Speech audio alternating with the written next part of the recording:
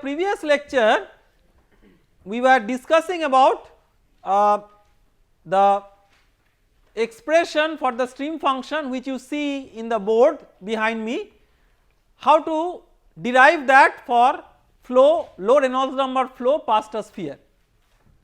Now given this, our objective is not just this is a pure mathematical expression, but we require to use this expression to calculate the drag force. We will systematically see that how using this expression for stream function we can calculate the drag force. So the steps are very logical and start with obtaining expressions for Vr and V theta. So Vr is 1 by r square into 1 by sin theta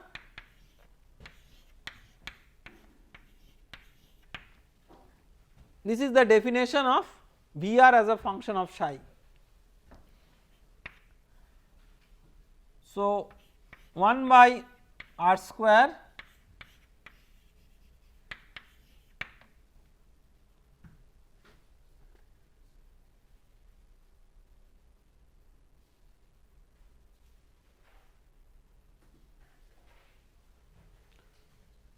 into del psi del theta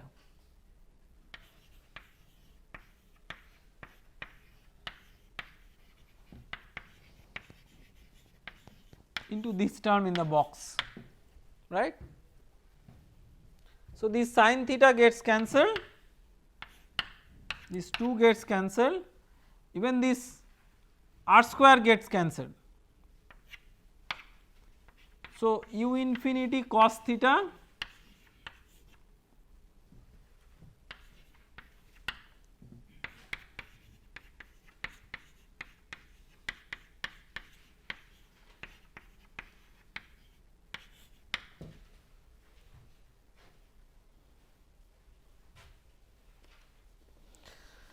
Similarly, you have an expression for V theta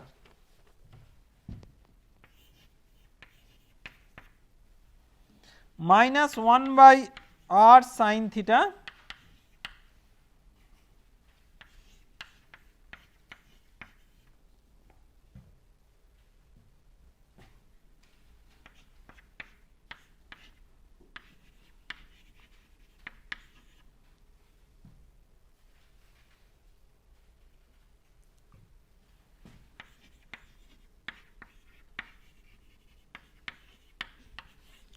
derivative of this function with respect to r. So this will be 2r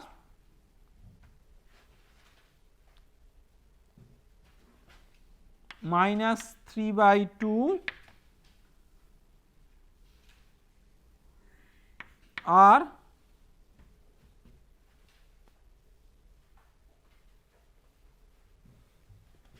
plus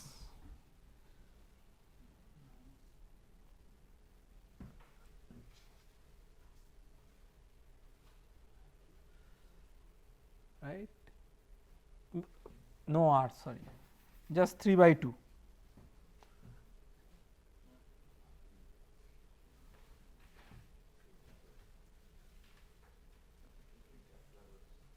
So this is r sorry capital R, right. So this is all right plus, so there will be minus here 1 by r will become 1 by r square. So minus r cube by 2 r square, right. So you will have these cancelled. So minus u infinity sin theta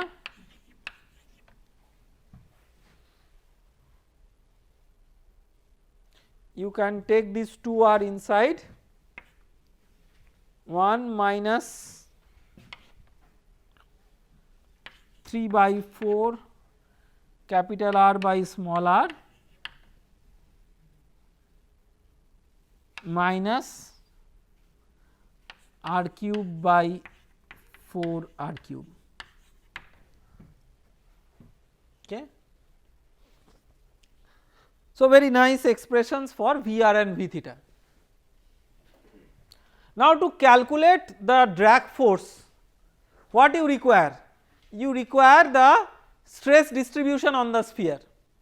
The stress has two components, one is the hydrostatic component, another is the deviatoric component.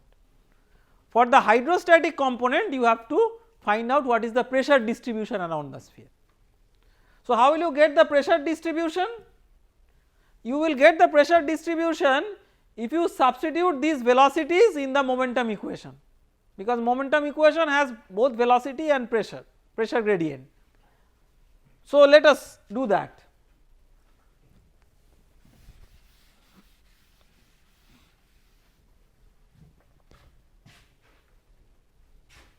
So, let me write the momentum equation, the R momentum equation.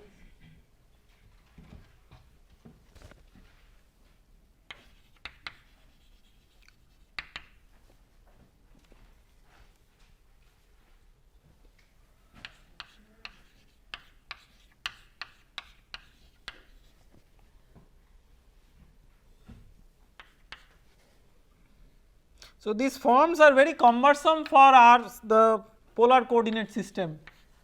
Again I am telling, never try to remember these. See, although this is a part of the derivation that we are doing in the class, if in the exam somehow these are required, these portions will be given, that is the momentum equations in this polar coordinate system. So, that should not be a deterrent.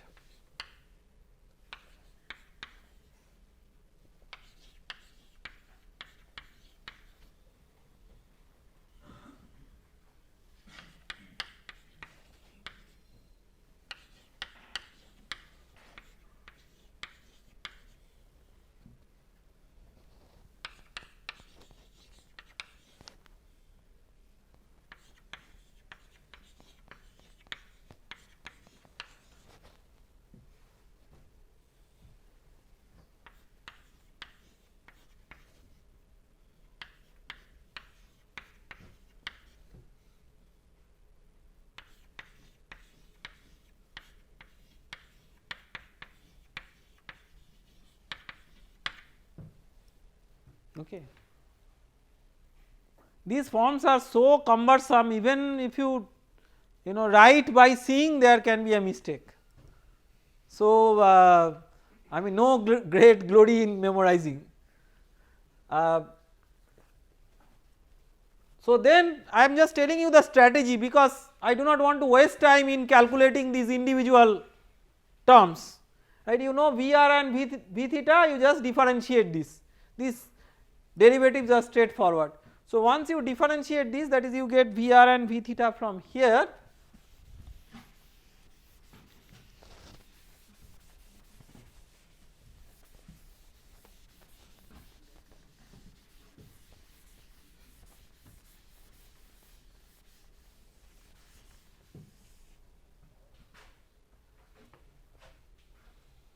So, if you put all these expressions for V r, V theta, their derivatives, then this will be the final expression 1 by mu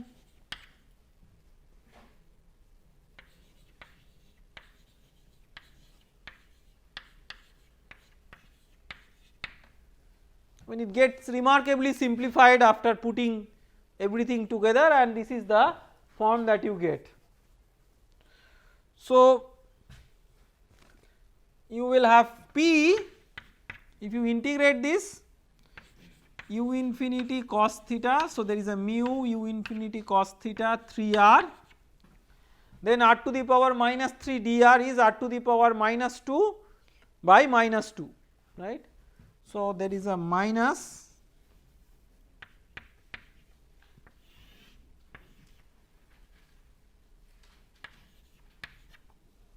plus a constant.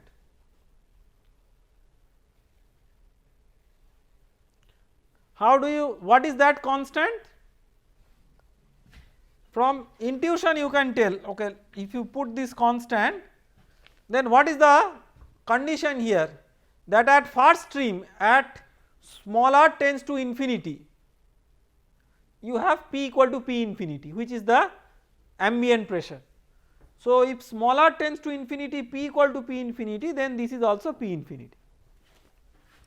So, I am writing in one step. You can have an interest to see if the theta momentum equation also leads to the same P. So, the theta momentum equation, and it should, I mean it is a cross check just to make sure that all the correction calculations are done correctly. Theta momentum equation is also equally cumbersome. So, minus 1 by mu r, see vector forms, that is why they are so compact and nice. If you write these, those they look very elegant, but if you want to really do this algebra, then you have to open up the vector form and I mean bring out, like in every human being there is a very beautiful outside and there is very ugly inside, and that ugly inside opens up when you open up from the vector form to this, you know, nasty form. So,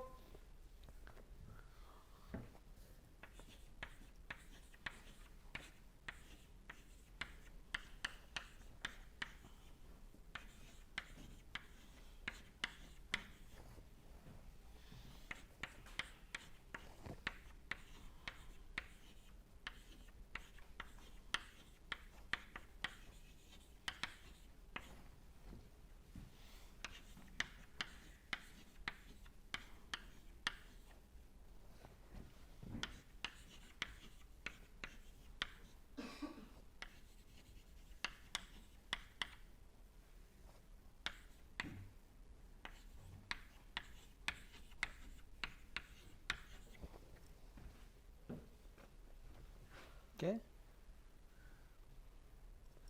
So, again the strategy is very similar, you substitute the expressions for Vr and V theta and then you come up with this. So, you come up with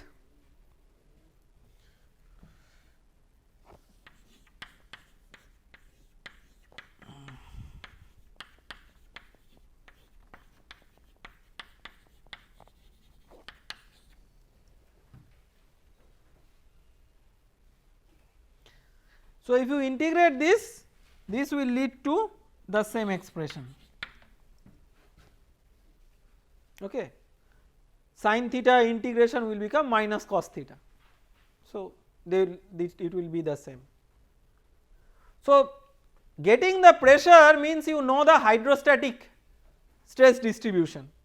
How do you get the deviatoric stress? The deviatoric stress you have to appeal to the Newton's law of viscosity. So, the deviatoric stress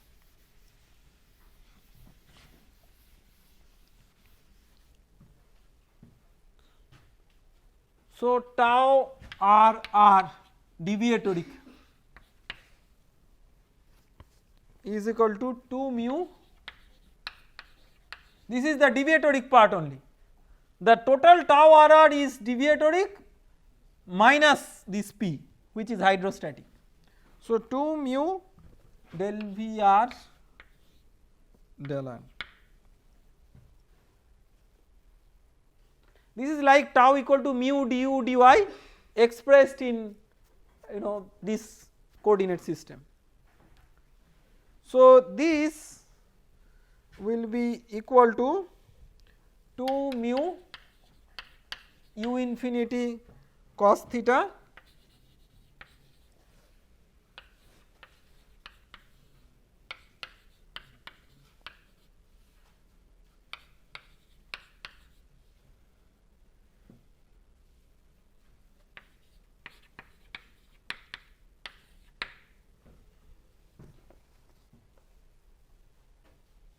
tau r theta, this has only hydrostatic deviatoric component, this does not have any hydrostatic because it is shear stress. So, its formula is mu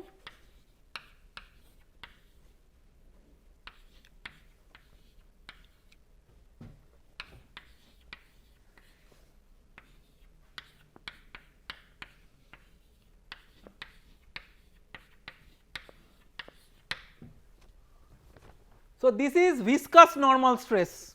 As I told earlier that viscosity also may give rise to normal stress. So, this is viscous normal stress, this is viscous shear stress. So, if you put all these, this will become minus 3 mu u infinity r cube sin theta by 2 r to the power 4. Again substituting v theta Vr and doing the derivative part.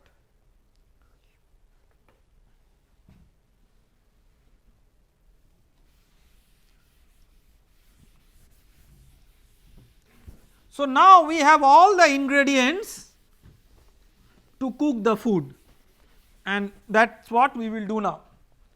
So, what is the physical picture? You have the sphere, you want to calculate the drag force. The drag force is clearly a function of r and theta. Why? Because the stresses are also functions of r and theta. So, what we will do is at an angle theta we will consider a small element d theta and take this element along the sphere. So, on this small element what is the normal stress? Tau r deviatoric minus p. Okay. And what is the shear stress?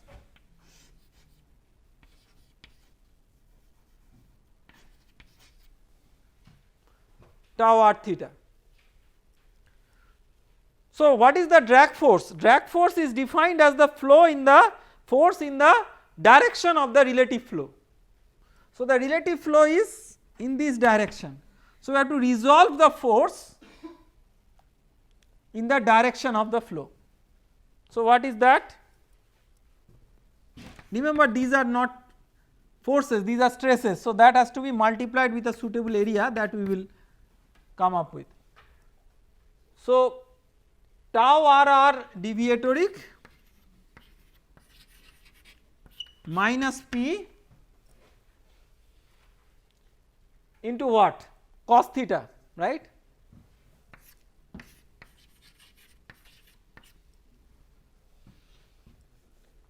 Minus tau r theta sin theta. So, this is in the forward direction, its sin theta is in the backward direction. So, minus integrate, what is the area on which it is acting? This is r sin theta, this is r d theta. So, the surface area of this is 2 pi r sin theta into r d theta, 2 pi r h. So, 2 pi r sin theta into r d theta. Remember this is evaluated at small r is equal to capital R, the drag force is on the sphere, and what will be the limit of integration?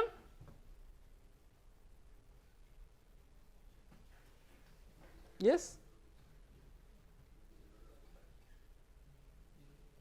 it is not 0 to 2 pi because already two halves are covered by one element.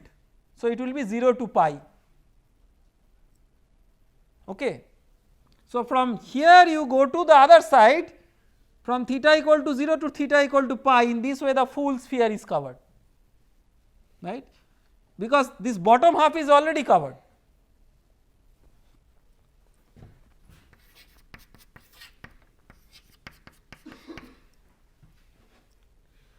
The expression for P, let us rewrite, I have erased it from the board. So, P is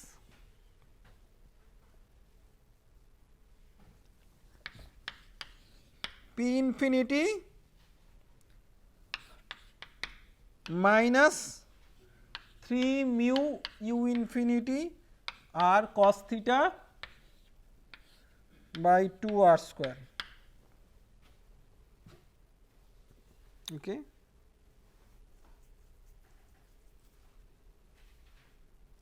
So, let us now put all this. Tau r deviatoric is 2 mu u infinity cos theta. If you put r equal to small r equal to capital R,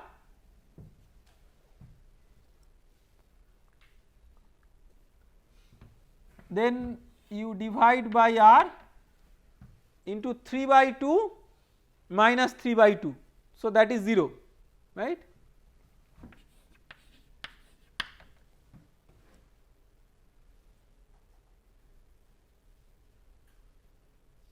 Minus p cos theta.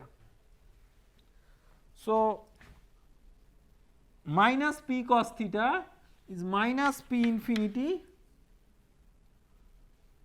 cos theta plus 3 mu u infinity by 2 r cos square theta, right.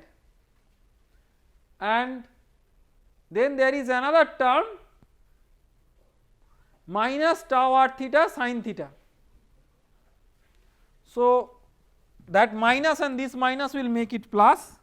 So, 3 mu u infinity by 2 r sin square theta,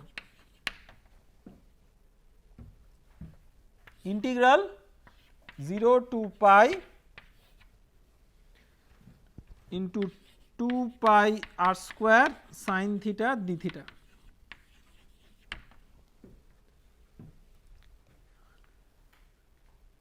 So, the first thing is that this is 0, this does not appear, and again I repeatedly tell in my classes, see, ignorance is a blessing.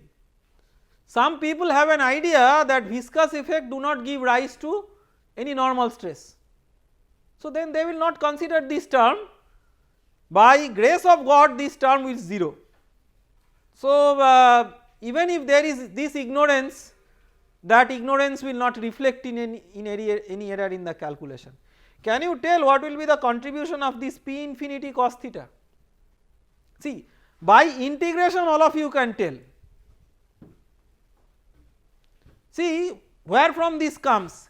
P infinity is a uniform pressure which is integrated over a spherical body. So, the net effect will be 0. You can check with this integral cos theta sin theta d theta 0 to pi, that will be 0, but it is also from the physical understanding. And then you see remarkably 3 mu u infinity by 2 r, you have this cos square theta plus sin square theta. So, algebra, geometry, trigonometry, all the things that we have learnt in school are appearing in this exercise. So, 3 mu u infinity by 2 r into 2 pi r square sin theta d theta, right.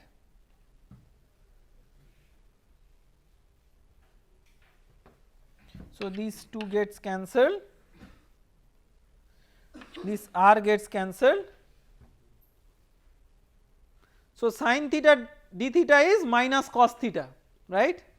So, 3 mu u infinity pi r minus cos theta between 0 to pi, cos pi is minus 1 and cos 0 is 1. So, this brings you to the famous Stokes law, 6 pi mu u infinity r. Okay.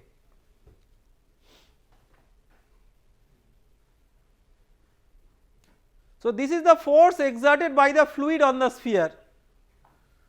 By Newton's third law, the sphere exerts equal and opposite force on the fluid, and that is how the fluid is so called dragged. So, one of the key issues in the Stokes law is that we have neglected the inertial term, that is one of the major assumptions, otherwise this is a very classical expression. So we have to check what is the validity of this expression. So we would put a question mark and make a short discussion on the validity of the Stokes law.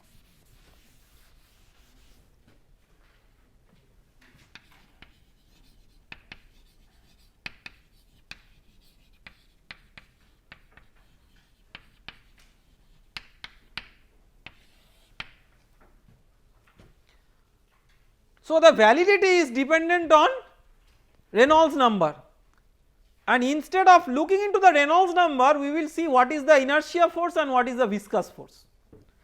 So inertia force, just take one of the terms in the order of the inertia force. So inertia force, these are all force per unit volume which are coming in the Navier-Stokes equation. This is rho Vr into,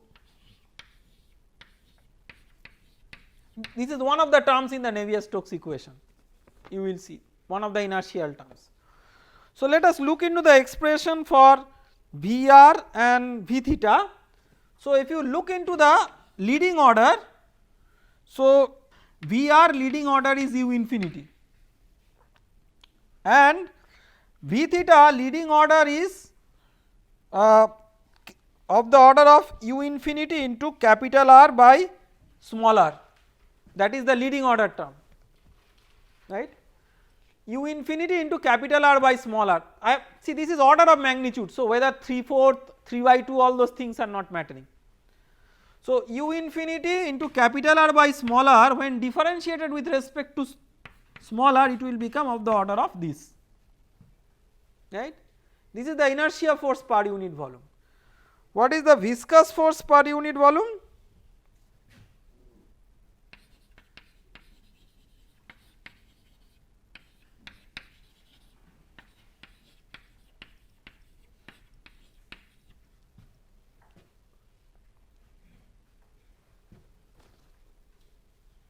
So this is one of the order of magnitudes, okay. You can use also a tau r theta, but just as an example. So remember in the Cartesian system, in the index notation, the stress tensor is del tau ij del xj. So here that xj becomes r, okay. So when you differentiate this with respect to r, it becomes of the order of mu u infinity r by r cube.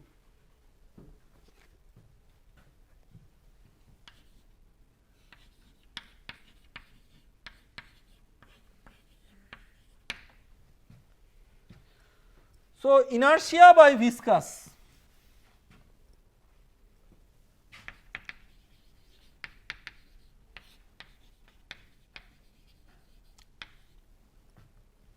of the order of rho u infinity square r by r square into r cube by mu u infinity r, right. So you can write it in terms of Reynolds number, this becomes r, one of the r goes away, one of the u infinity goes away. So this you can write rho u infinity r by mu into small r by capital R, okay, just multiplying and dividing by this. So this is Reynolds number based on capital R. Yes. So what we can conclude out of this, that even if the Reynolds number is small, inertia force may be much important as compared to the viscous force if small r is much larger than capital R, that is far away from the sphere. You can argue that I am calculating drag force on the sphere. So, why far away from the sphere what is happening is important? This is a wrong argument, because the velocity profile that you have derived is based on the assumption that far away, the not far away, everywhere the inertial forces are 0. But if far away the inertial forces are not 0, then the velocity profile will be different, therefore the calculations of tau r, tau r theta all will be different. So, although the calculation is on the surface of the sphere, it is on the basis of a velocity profile which is derived from the consideration of 0 inertia force. So, this matter was highlighted by one mathematician called as Oseen, who gave correction to the Stokes formula. So, there are many corrections to the Stokes law in the research literature. In this course it is not very important to make yourself familiar with all those corrections, but you have to realize at least that the Stokes law has its own limitations. So, other than the major assumptions of unbounded flow and Newtonian fluid, the consideration itself of 0 inertia force becomes questionable if you have a situation where you are having a correction in the velocity profile which will be dependent on the inertia force itself, that cannot be neglected. Okay.